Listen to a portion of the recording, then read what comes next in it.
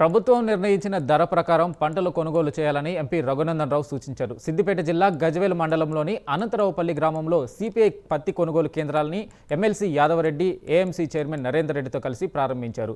దళారీ వ్యవస్థను ప్రోత్సహించకుండా న్యాయమైన ధరకు పత్తి కొనుగోలు చేయాలని అధికారులను ఆదేశించారు. బహిరంగ మార్కెట్లో దళారీ వ్యవస్థను ప్రోత్సహిస్తున్న సిసిఐ మార్కెటింగ్ శాఖ అధికారులపై ఎంపీ రఘునందన్ రావు ఆగ్రహం వ్యక్తం చేశారు. రైతుల పట్ల నిర్లక్ష్యం వహించిన అధికారులపై చర్యలు తప్పవని ఎంపీ రఘునందన్ రావు ఫైర్ అయ్యారు.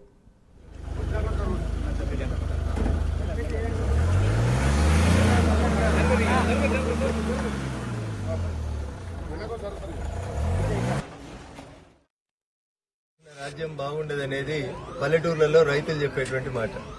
అందుకని దయించి ఏ వ్యవస్థ అయినా, ఏ అధికారైనా, ఏ ప్రజానాయకుడైనా రైతుల కంట కన్నీరు రాకుండా చూడాల్సినటువంటి బాధ్యతని మనందరికీ ఓట్లేసి గెలిపించినటువంటి ప్రజల పక్షాన మనమందరం నిల్చోవాలనేది భారత ప్రభుత్వం గాని, ఏ ప్రభుత్వం గాని అట్లే ఆలోచిస్తుంది. రైతు బాగుండాలని కోరుకుంటారు.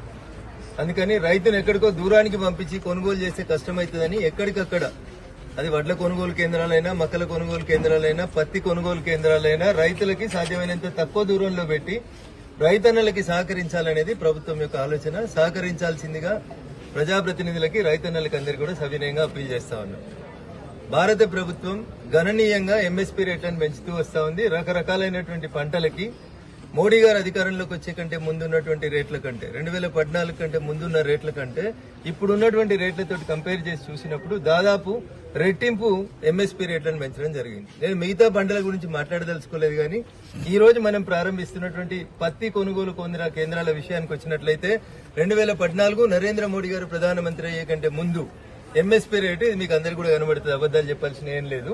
నరేంద్ర మోడీ గారు ప్రధానమంత్రి అయ్యే కంటే ముందు లాంగ్ స్టే